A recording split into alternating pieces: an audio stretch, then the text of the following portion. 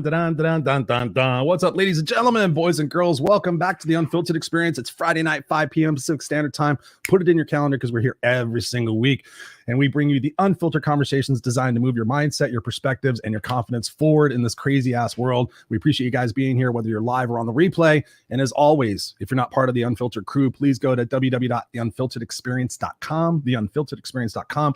Go check it out. Become a part of the Facebook group. Let us know what kind of shows you want to see, what kind of guests you want to see. And today, it's just me, your No Excuses coach, joined by my awesome brother, Scott. I am Scott. I am Scott. I am powerful. What's going on, Scott Goyette? How are you doing, brother, from Austin, Texas? Oh, man. I'm just, I thought I had fixed my back and I was wrong. I slept on it funny again. So just working through that. But like we always talk about, like I can see the light at the end of the tunnel. I just want my back to feel a little better. Is it a train? Is it a train?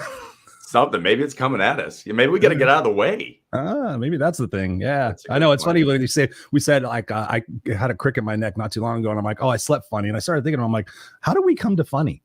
It's not funny when you can't turn your neck. It's not funny when you have a pinch back in your leg. No, it's our defense mechanism. We're like, hey, if we just laugh it off, it will go away. Like, ha ha ha, is it going to stop? Maybe that's a good point. I'm gonna keep laughing. You look great. Yeah, I'm doing my best. Thank you. I see a little pain face. I know what that means. Oh yeah, I got that little. We get older aches and pains and stuff like that. I found that investing in a really great bed for us, I mean, like a really expensive bed, was one of the best. And people would tell me, like, make sure you invest in a great bed and great shoes. Well, I wear Vans all the time, as you know, so not necessarily the greatest shoes for walking, but comfortable for me. But the bed thing, that made a huge difference. And pillows too. We spent a lot of money on a Tempur-Pedic years back, and it's funny because that's when my back started hurting when we went out to the lake house. And you're not going to buy a $5,000 bed for a lake cabin. You buy some okay bed, or someone gives you a mattress, and it's good enough until your back's bothering you, sleep on it, and then it's not good enough. You're like, oh man, that hurts. What's the worst is when you go to a hotel. I used to look forward to going to hotels, like to have hotel sleep and the bed's there. And it's bad when you go to a hotel and the bed is worse than the one you have at your house. Totally. Sometimes, I mean, some of the nicer hotels have amazing beds and they sell them now. People are like, I want to buy that bed, that sleep number, like Marriott's, like W hotels. A lot of them are nice, but there's a lot of them where you show up and you're like, okay, this isn't going to work. And we're here for 7 nights. Like, this isn't going to be good. So, yeah. Well, it's where you go, not where you sleep. There you go. Just that maybe that's one more reason to get the hell out of the hotel room and go do something fun. Don't even sleep. That's what I look at. Live your life. I'm honestly one of those guys. It's like, an expensive hotel room. Why? It's like my whole intention when I go somewhere is to be outside and to be out checking things out and not spending so much time. Like, what do they have on TV? I don't fucking care. I don't care about that. I just like sometimes the amenities. Like we go to like the Hyatt resorts and they have the lazy river, and then you go for a hike. Those things I'll pay for. I don't care that. I don't want to just be in a downtown hotel with an amazing room. If I'm in a big city, I don't want to sit in that room. I want to go see what's going on. Yeah, so, especially now. I mean, in society today, everything's opening up from COVID. We've been spending the last 2.5 years, wearing masks and not going places. Now people are starting to open up. And we had Chuck on the show recently talking about the fact that the airline travel industry is just so massively overloaded. My poor wife, actually, it was so funny. I don't know if I told you this. When he was talking the other night, he was talking about coming out of Orlando. I warned her and I said, hey, make sure, because she was down there. I was following all of it and following her posts. Then she's like, oh my God, there's a storm, and there was like a massive storm heading right down there. And then she got a different flight and wound up only getting in an hour differently. But I mean, people are getting out there and doing stuff. So I mean, that's important. We got to have our perspective of what it is that we get to go out there and enjoy now that things are opening up. What do you think about that? Oh man, I agree. And again, I think that's the perfect topic just to chat about today, as a follow-up to what Chuck was saying. When we talk about meditation, I think this is a good metaphor to look at what's going on right now.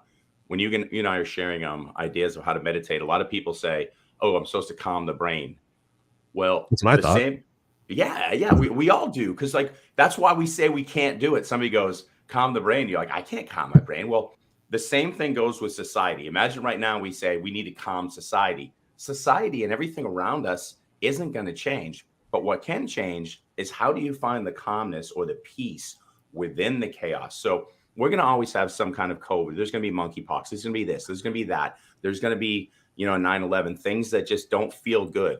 What do we do internally to find peace in the chaos? And that's what I really want to talk about today, because we teach it and I do it in meditation. But sometimes when I come out into this existence, I get caught up in the, the frazzle as well. I sit there in the chaos and I get attached to it instead of saying, I see the chaos. I see this. Here's what I can change. And here's the impact I can have on the outer world. And that's what I think we all need to have, that conversation. And I know we sprinkle in those comments into a lot of our shows, but I don't think we've had a show specifically talking about that. Let's do it. Let's do it. What do you think? Like, when we first started talking about meditation, there's so many people that say, I can't because there's too much going on in my mind. I can't find that peace. Well, that's the micro to the macro of what's going on right now. So what do you tell our listeners who are sitting here right now going, there's school shootings, this is a mess. Our educational system is horrible. Healthcare, we've got Ukraine, we've got China, we've got political, theater going on. I mean, honestly, Climate. How the hell am I going to find peace in that? What do we tell them?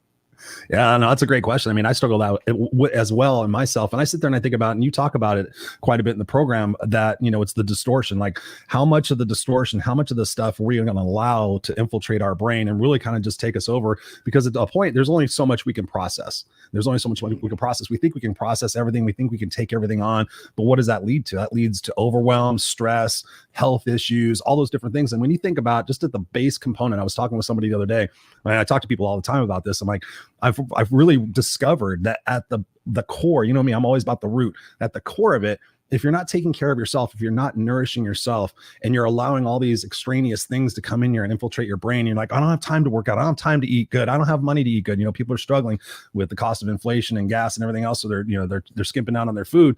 But how can we expect to operate from a great foundational base if we're not getting the sleep, if we're not hydrating, if we're not getting exercise, if we're not nourishing ourselves, but yet we expect to be able to handle all this chaos coming into us? So I think it really starts with us. It really starts with prioritizing our health and ourselves.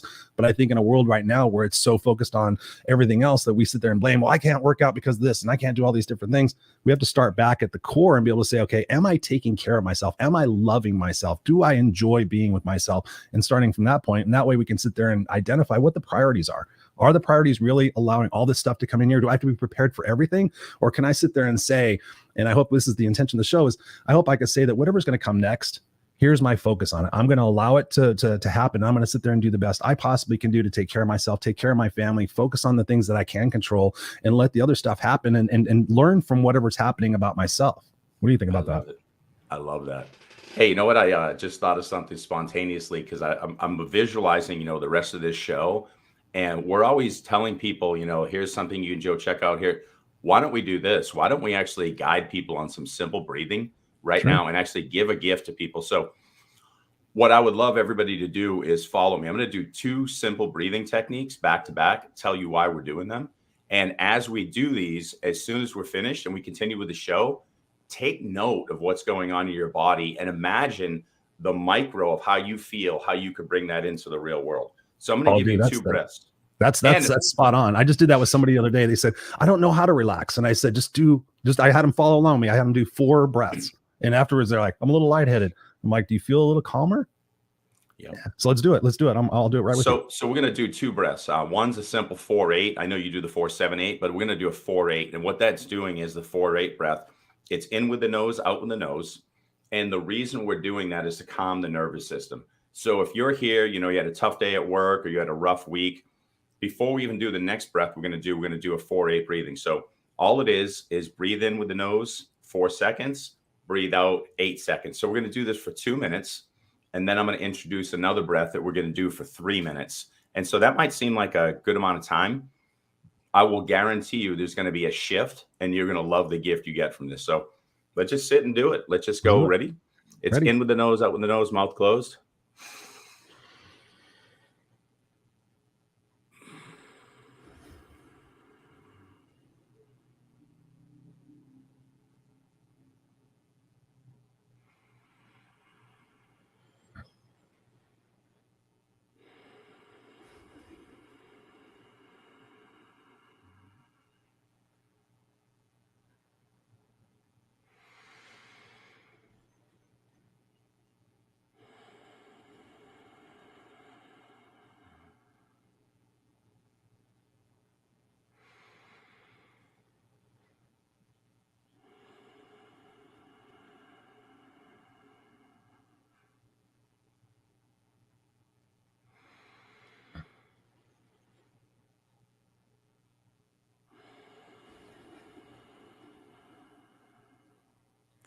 So keep doing that. Just keep doing that for about another 30 seconds. But right now, if you're doing that correctly, one of the things you're going to start to notice is you'll probably feel through your spine, from the base of your spine up through the neck. If you are feeling nervous or you're feeling just beat up, you'll most likely start to feel a sense of relaxation. That's your nervous system calming down. So just a couple more of those. And then on that final release, just kind of move around and just feel the difference. I mean, I was only doing that for about 30, 40 seconds, and I literally can feel a difference. I know I feel all mellow now. I'm like, I want to go lay down and not do the show. Right. Like, I feel pretty good right now. Like, hey, what's up, Scott? Right. Yeah. It's almost like, it does. So here's the beautiful thing. One of the things we can do is we can get high on our own supply in many ways. So that's a simple technique for you to work through and calm the nervous system. So anytime you're having a tough day, you get in your car, you're like, I'm going to lose it. Or you come home from a stressful event, you're about to walk in, 2 minutes of that before you go in your house is going to bring a whole different energy to the home and eliminate being proactive potential issues that you're going to come into the home or bring to work with you. So the next one, we're going to do it, aggressively together. This is fun. If you guys have heard of like Wim Hof, or you've heard of holotropic breath work, which is laying on your back, it's pure mouth breathing. This is kind of a little bit of an integration of some of these kind of breaths. It's simple circular breathing. So you're breathing in with the nose and out with the mouth. And it's pretty simple. It's just, so it's a quick breathe in. So imagine just kind of like a suck in and then just drop out. So it's just, see how kind of like just my shoulders kind of like, just kind of breathing in. So we're going to do that for a couple of minutes. Now here's some of the things that are going to potentially happen.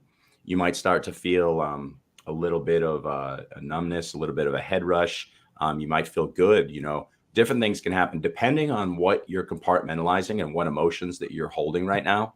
If you're holding some anger, sadness, or whatever, you might start to feel a little anxious and be like, I don't want to do this. If you're willing, and this is up to you because you know you better than Chris and I do. If you're willing to challenge yourself for a few minutes, here's what's going to end up happening.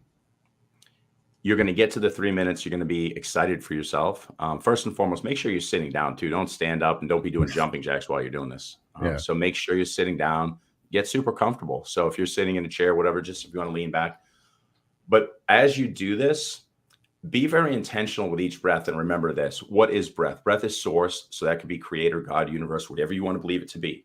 But it's source. Every breath we take keeps us on this planet functioning in this world so we can live our brilliance. So what I would ask you guys to do is follow through how we're going to end this. And I'm going to guide you on this. As soon as we come to the actual ending of, a couple minutes, you'll probably feel that lightheadedness. Because we just did the calm your nervous system breathing, you're going to be ready for a little bit more. And so right at the end, I want you to do something. I want you to challenge yourself. And the challenge is going to be easier than you think. At the end of it, I'm just going to ask you, hold your breath as long as you want to. I'm not going to tell you what that's going to look like for you, but here's why we're going to do it. When we hold our breath on that final breath, what I want you to think about is how grateful you are for that breath. Holy cow, I get to live in this world, influence, change, create meaning, and hold that breath of life and just feel it in your body, feel it living in your body, feel it enlivening you, and just sit there with it. Do it as long as you want, just whatever makes you feel comfortable. We'll guide you. On the release of that, we're going to just come back to our normal breath, and we're just going to talk about the cadence. Is there anything different? If you're breathing like that before, and now you have deeper, longer breaths, we'll talk about what that looks like. So let's play with this together. Again, let's get weird together. We got to get more weird together. We got to do this. So let's get weird.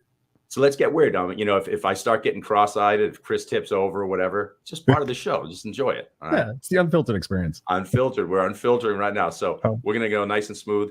And one last thing too, if a doctor has ever told you guys don't do any kinds of, aggressive breathing or anything like that, or you have some medical condition, definitely don't jump into this if it's something that there's a reason we don't know. But if you're a healthy individual and you feel good about doing this and want to challenge yourself a little bit, I suggest jump in and join us. So here we go. Here we go. So we're just going to go.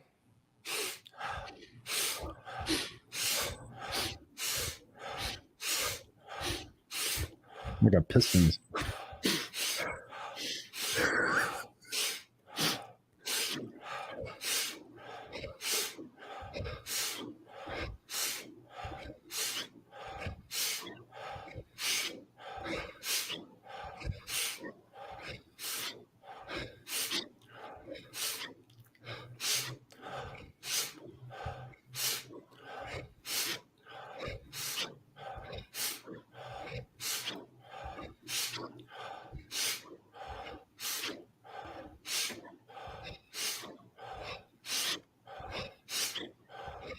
At this point, you might be getting a little lightheaded.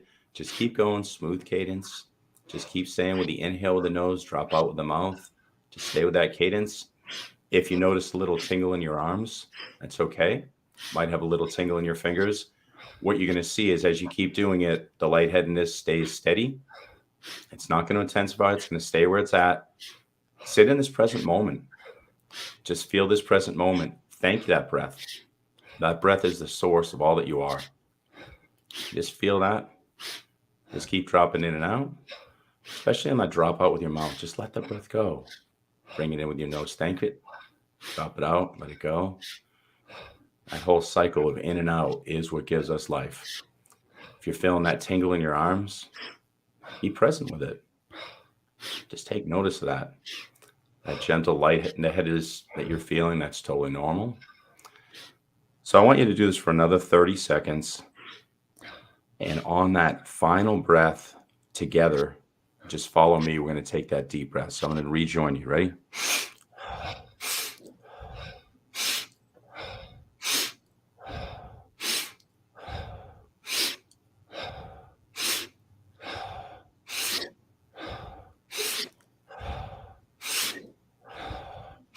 And let's take that deep breath together.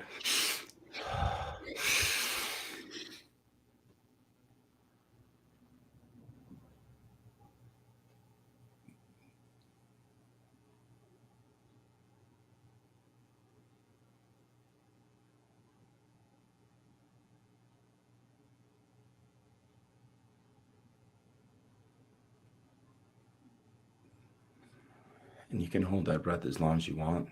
I just let it out to come back to present moment, but hold it as long as you want and thank that breath. Thank the source of life for this present moment. Wow, what a gift we have. We're here creating that meaning. And at this time, I would ask you guys to let your breath resume naturally. Do your breath seem more intentional? Is the cadence a little bit different? Are you taking longer breaths, not as short?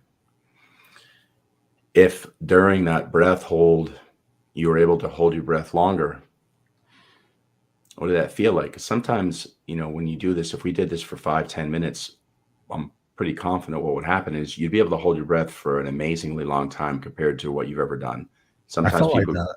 yeah, dude, Yeah. I guarantee you could hold it for maybe like 2 minutes and you're like, I've never done it more than 60 seconds. I didn't think I could do it. And there's something beautiful being present with the breath. So, put in the comments right now how you guys are feeling. At this point, did you feel the calming down the nervous system assisted you guys in this present moment? And then do you kind of come back to the present moment?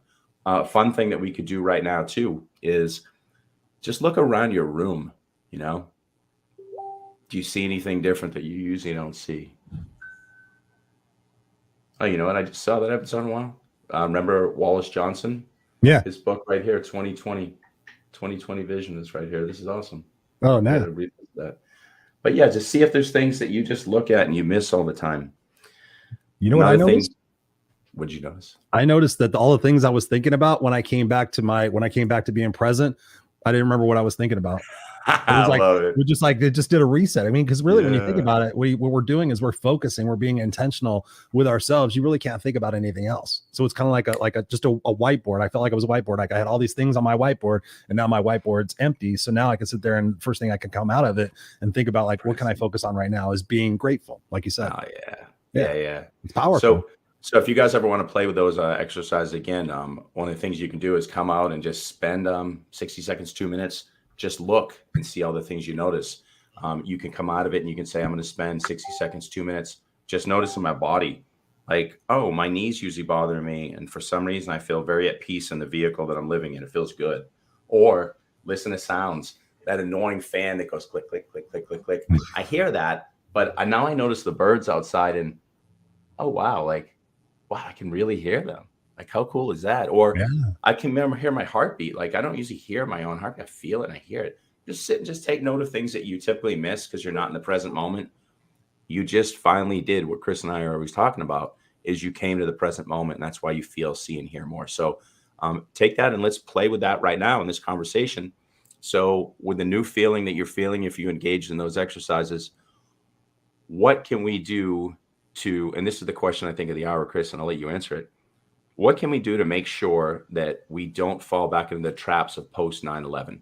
Because post 9/11, we all come together, we're present for a moment, we're thankful, we're filled with gratitude, we love our neighbor, we're so appreciative of everything because of the loss that came with that and the shakeup. Well, we just had another shakeup, and instantly we're all going back to a party, or we're seeing our friends, we saw our parents who were scared to see, and here we are. But now we're all getting mad like so fast again. The travel's horrible. This person didn't show up. These people suck. I feel like it lasted a good amount of time with 9/11. It's almost ending. Like we got the present moment, and right away we're like, bitch, bitch, bitch, bitch, bitch. What do we need to do, Chris, with things like these tools to keep this present moment as our new normal? Because the world's going to heal if we can do that. Yeah, absolutely.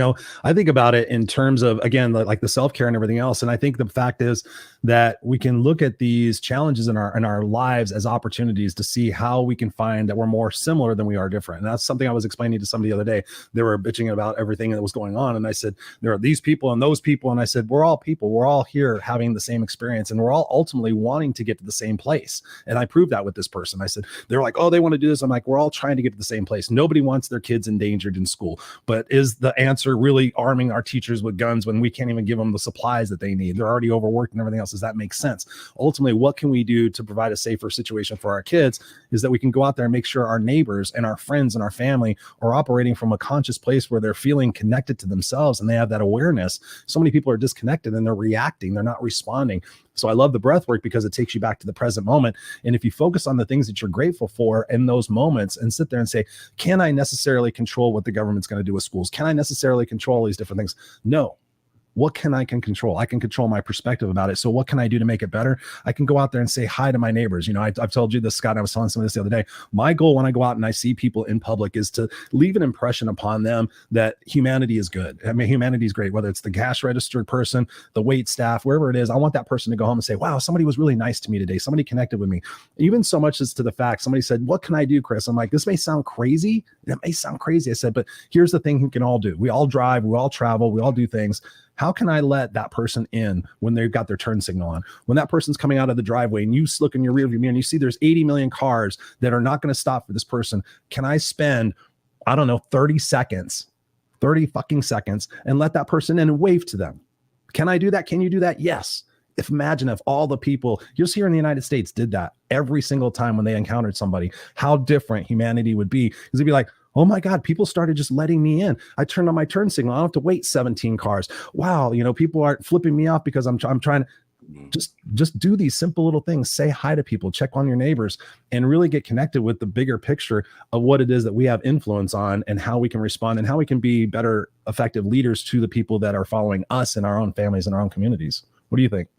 No, I agree. And, I'll give a simple analogy just to give you guys a visual. Imagine if we're boiling pasta right now. We've all been sitting in COVID. And so imagine that boiling process going on. What's happened is, when you leave the pasta too long, that foam comes over. Yep. How do you stop the foam coming over? People are like coming over with towels and trying to stop the foam. All we do is turn the fire off. You go to the source of the problem, not the symptoms. And so a reactionary point to school shootings is armed teachers. So let's just sit and think about this. If this is the foam that's coming over and I say armed teachers, arming teachers is literally just tapping the foam as it's coming over. It's going to keep coming over. Eventually maybe we can get all the water out. Now we get a mess of pasta. It's a mess. If we put more guns into the hands of people and there's more guns in specific places, there's more opportunity for failure. I mean, I'd rather just speak facts. If you've got guns in a school and there's already students with emotional or discipline issues, and you've got a teacher who's not fully trained or you think they're trained or whatever, there's a very good chance we're going to have way more school shootings. And I don't want to get into a debate on that. I'm just trying to bring simple facts. I am a professor. I am a teacher. I know who my fellow teachers are, and I do not want them having guns. Now, Are there a few that could be? Listen, there's a few of everything. So how do we turn the fire off to stop? Well, let's just be honest, okay? First and foremost, we've made a lot of mistakes where there's too many guns in this country. You may be in disagreement and say that's why we're still the most powerful country. That's fine. But here's the reality. Right now, there's people who should not have guns who are getting guns, who are shooting up schools, shooting up grocery stores, shooting up churches. Anything that we can help to curb that, not saying give all the guns back, does make sense. That's starting to turn off the fire. Mental health is an issue. And the acceptance of mental health, especially, Chris, we talk about men's work, the acceptance of the idea that a man doesn't need to be a perceived badass, like I'll fight you and kill you, be transparent, be able to cry. We start making that the social norm, that it's okay to be a sensitive man.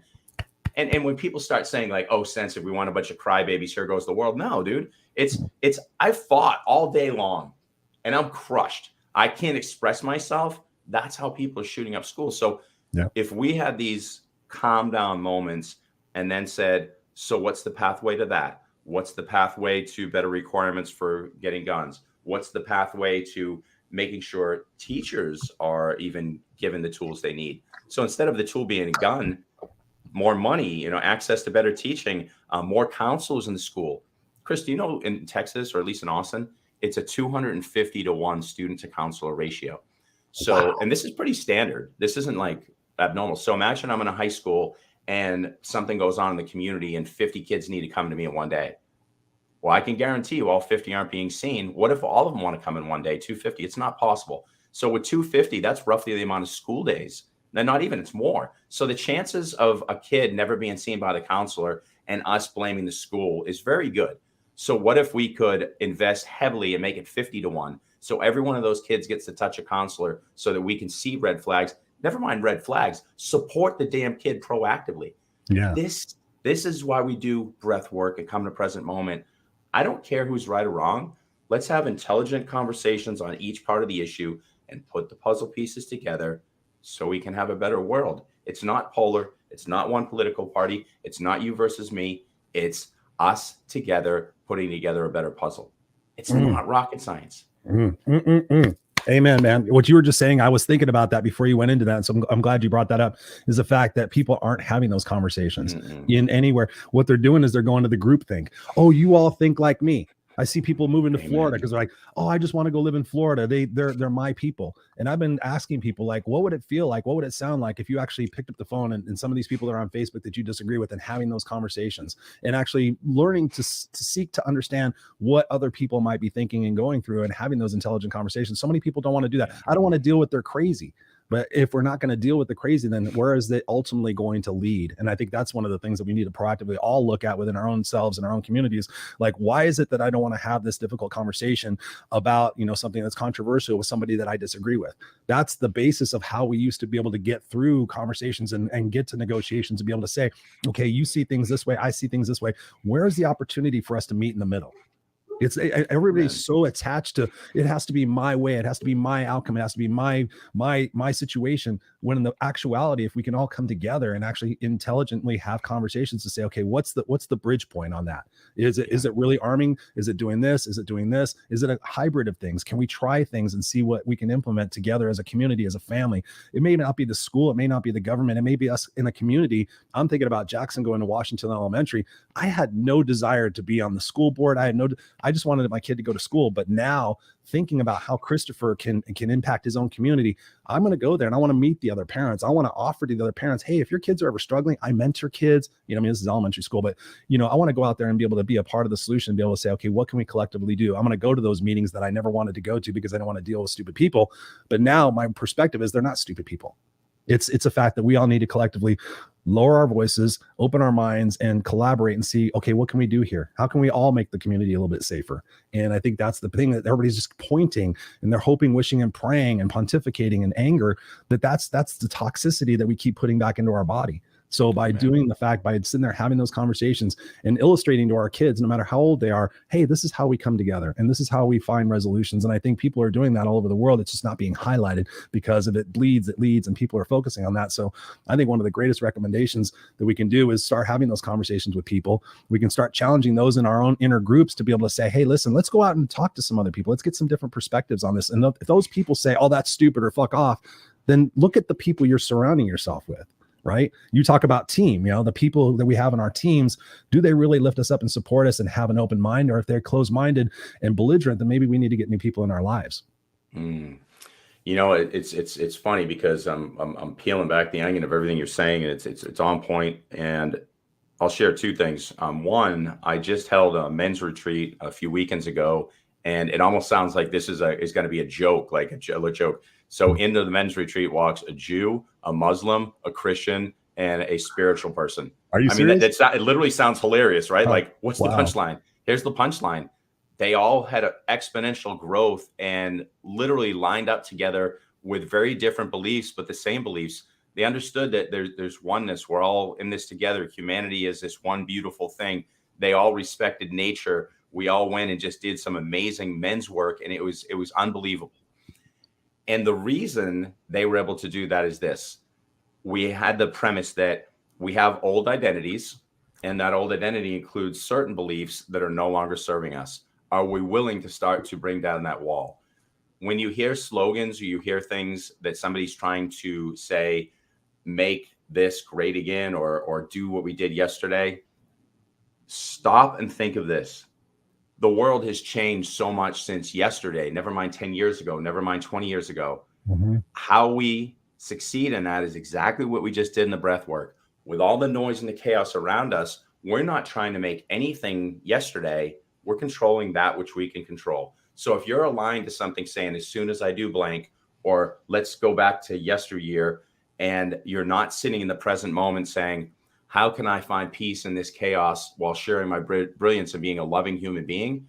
I'm not going to tell you you're doing it wrong, but I'm going to invite you to a space where if you're in the present moment, I can promise you if peace is what you want, you have a very good chance of getting it there versus chasing tomorrow, looking back at yesterday. So what I think we should start doing in these conversations would be something like this. A question to ask would be, what are we doing wrong that is creating school shootings? So when you speak to somebody, what are we doing wrong? So it's you and I. Yeah. And they say, well, you vote for the, no. What are we doing wrong? What could you and I do different right now? Mm-hmm. Because I want to know what I can do. And maybe together we can be more powerful. You just disarm the shit out of them. And if you're saying that out loud, it feels uncomfortable. I hear you. I'm saying it right now. And I'm thinking, sounds good. Can I say it? I'm like you guys. Emotion leads first. And then I have to back up and create a more intelligent, intentional speak. Yep. So again, let's start thinking of how can we dial down those emotions, not attached to the identity that we have, find the things we need to drop and come to that present moment. Like, what are some other ideas, Chris? Because, I can sit here and say the stuff on a show, and I'm pretty good at doing the stuff in real life, but I fail often. And then I become more aware and get better in the moment. I want to get better too. So tell me, like, what can I do? What can we do? What can the listeners do? Because I think we all want to find peace. Absolutely. I mean, I think about in terms of, for me, what works is journaling, like just getting my thoughts out of my brain. I mean, half of therapy, the success of therapy is the fact that you just go there and you talk to this complete stranger and you tell them everything. And that's the basis, like getting that stuff out of your system and thinking about, all the different childhood things that we're hanging on to, the things that we have animosity and anger towards for just situations in our own lives. Again, it goes back to the root of us individuals and making sure that we're whole and being able to get some of that stuff out. And it's not a sign of weakness that if you need therapy. I've been to therapy. I highly, highly recommend it. I mean, it's a fact of going and talking to somebody who can sit there and look at it from a different perspective. And I remember this one time, and I've told this on the show before, but when I went to therapy one time, I wasn't getting much value out of it. And I was kind of being like, okay, what's this lady doing and everything. And I went to like 4 or 5 sessions. I was giving it the full thing and I was ready to quit. But there was one question out of all of those sessions that really spoke to me. And she said, Chris, when did you stop being a kid? And I thought all of her other questions really didn't get me anywhere. But that one question, Scott, I've hung on to that since 2012. When did you stop being a kid? And I sat back and I'm like, my first question was I ever really a kid? And then I was like, when I stopped being a kid, I was probably about 8 or 9. I started having more and more responsibilities. My sister left the house. My mom's husband left the house. I was a latchkey kid. I had all these responsibilities. I was getting beat at school, getting beat at home, and all those different things. So I think that was the thing for me. So that caused me to go, okay. And she said, well, what can you do to be more kid-like? What did you like to do as a kid? And I was like, well, I've got video games and all. So I started changing my perspective about always being a doer and an accomplisher and being focused on results and outcomes and certainty and safety. And I started saying, what would it be like to play? Like literally, when we were thinking about the breath, I'm looking down at this. I have a Lego Dodge Charger, a Lego Dodge. It's complicated as hell. But like I was talking with a friend of mine earlier today, I said, when I was really Zen, I was doing models, like car models. I would just sit there and put the little pieces together, play the radio. And it was just like my Zen thing to do. But how many times do we really all personally take time for ourselves to do something we love to do? Oh, I don't have time. Again, it's pouring into others' buckets from an empty space. And how can we fully expect to be able to handle the next situation that's going on? And to that point, I've been talking to people lately, like, what can I do? I'm like, it's no secret that the cost of inflation, everything that we're seeing signs that there's going to be a recession, all these different things. What can we do? We know more people are going to be stressed out. So number one, let's take care of ourselves so we can take care of our family. But again, going out to our community and saying, what can I do to help these people? Because if people are struggling and they can't put food on their table, that's when they're going to snap. That's when they might kill their family. If we can provide some solutions like we do with Help Heal Humanity, then we're impacting. We're not going to change the world, but we can change people in our community by changing who it is ourselves. And so I think like journaling and just getting real and truthful with yourself. Like, does this bring me joy? Okay, it doesn't bring me joy. Why am I doing it? Why am I tolerating it? That's the other thing we could do, is look at all the things that we tolerate in our life and thinking, okay, why do I tolerate that? Can I delegate it? Why is it that I feel like I have to do that? I was talking with somebody the other day, like, well, I have to do the laundry and I have to do this and I have to do this and I'm like, the fuck you do?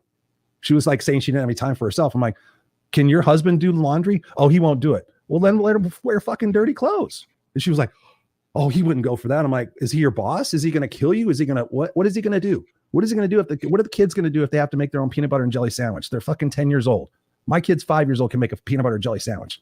Teach your kids to be resourceful, teach your family to be strong, and then you'll have a great basis for what you can do moving forward. So I think that, I mean, for me, that's what I love. What are you teaching Kayla in these situations? I mean, you got a daughter that's dealing with all the stuff that's going on. She's dealing with her own hormones and everything else. She's got to have a lot of things on her plate. What have you recommended for her?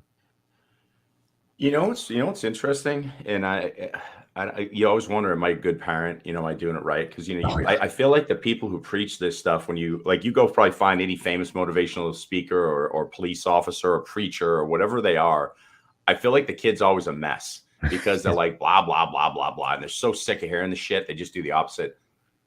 I try not to preach to her at all, and I always just say, "What are you thinking? What are you thinking?" So I ask questions. When she's stressed out, she literally will just go for a walk on her own, which is, it's amazing. Like last night she came in, I go, let's go hang out. She goes, no, I need to go for a walk. You want to go with me? And I'm like, I just need a break. And she's like, that's cool. And so we sometimes just go our own ways, but she's very independent in that. I'll see her doing like some kind of breath work. Nice. She's an amazing kid. And I don't want to take credit for that because like I said, there's plenty of people who are teaching this stuff to your kids. I think what I'm trying to do is exactly what you and I preach is I'm not being the savior. I'm not saying you need to do this, you need to do this. I'm saying, hey, look at how much I mess up. I mean, I'm pretty ridiculous, aren't I, Kayla? And at the end of the day, though, I seem to always come back to center somehow. And she's like, oh, I see what you did there. And then she just takes it and does it. So I think I'm practicing when I'm preaching. But again, when you're the first one to do something in a family and you're practicing it, it's just that it's a practice. So nothing's going to be perfect. My suggestion as a parent is be the person that you'd love to see your child become and allow them to become that. And don't nag, because nagging literally flips the switch to do the opposite. And I'm very cautious of that. Like I've been teasing her. I'm like, hey, where'd the human tornado go? Because you should see a room. And she's like, what do you mean? I'm like, I'm looking for the human. Is the human tornado here? And she laughs like, you're an idiot. But she also realizes, okay, maybe this is a little ridiculous. So I'll let her pick her up on her own. I'm not going to tell her to do it. We laugh about it. And my point is, don't force shit down people's throats because they're never going to eat. Just sit here and say, we have some food available if you'd like to come. They'll come when they're ready. I love that. And I love it. You brought up a point that I thought about the other day. I think I told you about it. Like it was last weekend. Jackson had this big slide that we got. It blows up and it's got water and all this other stuff. And I didn't want to deal with it. He's like, Dad, can we play with this? And I'm like, oh, it's heavy and I'm gonna have to roll it back up and I don't want to put it away. And and I'm like, and I remember something I heard recently. I'm like, am I being the dad that I would want if I was 5 years old? Am I being that dad right now? If I was 5 years old, what kind of dad would I want? Because I didn't have a dad. I mean, that you didn't either. So I think about that. That changed my perspective right then. Like, does this kid deserve a grumpy dad right now? Or would I make a big difference right now if I went, come on, Jackson, let's go do it. I don't care if the water's freezing. Let's go do it. Let's play shoot 'em up and da-da-da. he would be like fucking a kid on cloud 9. So all of us, thinking about this conversation, Scott, I love that, is the fact that we can ask ourselves, am I being the husband that I would want if I were my wife? Yeah. Am I being the coworker that I would want? Am I taking responsibility for me to make sure that I'm not being an additional weight or a burden to anybody else in my world? Can I lift them up by being somebody that they would want me to be right now? And like you said, being an excellent example, giving people opportunities and choices and saying, okay, tell me more about that. That's one of the greatest questions you can ask somebody is, tell me more about that. And as they tell you, that's really interesting. Can you go into deeper detail on that? You'll find out, you'll get to the core of what it is that they're really, really talking about. They may be talking about shootings, but you can tell me more about it. Where does that come from? Where does that fear come from? Where does that anxiety come from? Boom, boom, boom, boom. Oh, it's as a result of something that happened in my childhood. Boom. 99% of the time, that's how I peel the onion back on people. I'm like, tell me more about it. Tell me, when were you most afraid? When was the biggest thing that scared you? Oh my God, our house caught on fire. How old were you? I was 4 years old. Okay, so uncertainty and fear and those things. Oh yeah, I'm afraid to plug things into plugs. Okay, then you find out what their fears are, and then you can start that. Then they start to see it's not about that. It's about this. And that's the thing I hope that we get across to people tonight is the fact, guys, wherever you're at in your journey, reach out to people, have strength, I talk to Scott, I talk to Lee, I talk to all sorts of people like, hey, I'm feeling this. And I'm able to have those conversations with people. And I don't feel like, oh, they're going to say, oh, Chris, you're the no excuses coach. You've never said that. My friends in there, nobody's ever said that. Everybody's like, Chris, okay, what's going on? Because we all need that. Nobody's got it figured out. Nobody's better than anybody else. And stop comparing yourself to everybody else. God, comparison is the enemy of success. I mean, that's, I could go on and on. What are some final thoughts for you that you think we can send people off with? This has been great. Yeah, no, it's funny. Just even guiding the breath work, doing the little bit of it, I actually could just go take a nap in a good way. I know. I was like, damn, I'm going to get off this show and I'm going to go lay down. I can't, but I got to go do shit. So, some final thoughts, I think, again, are before we get into the conversations with family members, with friends, with people that we know this conversation might have a lasting impact. Maybe do the calm the nervous system breath work. Maybe take these two tools, do those two different breath works, simple circular breathing in through the nose, out through the mouth, quick drop out, hold the breath again at the end for a little bit, feel that beautiful peace and knowing that you've got this deep sense of gratitude, and then bring your brilliance to the table when you're having these conversations and bring it without the ego. So your brilliance is coming from your heart. So here's the deal. I'm going to be very frank with something that I think has been an issue for me is, and I know a lot of us get here. I'm a very lucky human being in the sense that, statistically, according to testing and stuff, I'm a smart individual. So I always tested well. I always did well. And school was not hard for me. I just blew it off a lot of times because I didn't care, but the grades always showed up. I still got scholarships. So what that does is that makes you want to rely on that. So whenever I see something, I'm doing quick math and I'm saying, what are you, an idiot? Of course, that's not the answer. Well, here's the reality. How many times have I ever said, what are you, an idiot? And it turned into a good, or even if I stop speaking it, but I look at you like, what? Mm-hmm. My face is worse than my speak. My wife's like, don't just call me an idiot. Don't do that face. Because sometimes she'll be like, hey, you think we should do this? And I'll be like, because my thought is, have you not thought through those 5 steps? And I'm learning to realize we have different processors, whatever. If you're blessed to have a processor that sees something that somebody doesn't see, don't be an asshole. Yeah. But the thing is, the ignorance of the ego is we think everybody's seeing the exact same thing. Yeah. So if we're not seeing the same thing, come from a heart space. If you have an opportunity to see something somebody else doesn't, invite them to check it out and say, can you tell me what you're seeing? And at 51 years old, I'm really good at what I do in many ways of thinking from the heart and speaking from the heart. And I fail hard oftentimes as well, but I'm aware in that growth. So I would suggest to all of us, do your best to get away from just because you see something or you think you know something that somebody else doesn't. Invite them to share this perspective. And your point, tell me more about your perspective, mesh the two and come from the heart. That's what I would end with. I'm not saying it's easy. I've been trained poorly through my educational upbringing, telling like smarts is supposedly everything. And that's bullshit. Heart smarts is everything. So I'll end with that. Heart smarts is everything. That's the core of fixing this world. Amen. Amen. Amen. Great conversation. We hope that you guys have found value out of this conversation. Put in the comments what your big takeaway is and how you're implementing it, and then keep in touch with us. Let us know in the Unfiltered Facebook group. Let us know what's going on. Keep us posted on these shows and let us know the process of what it is that you're applying, because it's one thing to show up here and listen to Scott and I every single week and be all inspired and be like, oh, that was great stuff. That was great stuff. But how many of you are really, really, truly applying it? Like, think about this. So by the next show, next Friday, we want you to come back to the show. We know a lot of you guys come back here. Let us know what you've been applying this week with the breathing and the perspective shifting and what it is that you're doing to nourish yourself, because that's where it starts, ladies and gentlemen. If nothing else, drink water, drink half your body weight in ounces of water, do a little breathing. When you feel stressed out, just do it. It's free. It's right there. And I think about it too. And sometimes I overlook it as well, but it's like, I can do just a quick reset right now. For me, I go do my exercises and I just stress, or I just listen to binaural beats and I do my stretching, and it resets me and it recalibrates me. But whatever's working for you guys, please let us know. That way we know that we're impacting you. And if there's something that you suggest, something that you've experienced, whether it's coloring in a color book, that was another thing I was thinking about, doing some Zen things, what works for you that you can recommend to everybody else here. So go to the www.theunfilteredexperience.com, go join the Facebook community. Let us know how we're impacting you. And again, let us know what types of shows and what types of guests that you would like for us to be on here. We're all about, exploring new territories and different things. So if you got friends that are in plant-based medicine, whatever it might be, let us know so we can bring that to you. And so Scott and I can learn as well. And we appreciate you guys. We love you guys so much. We're on episode number 77, I believe, as of this.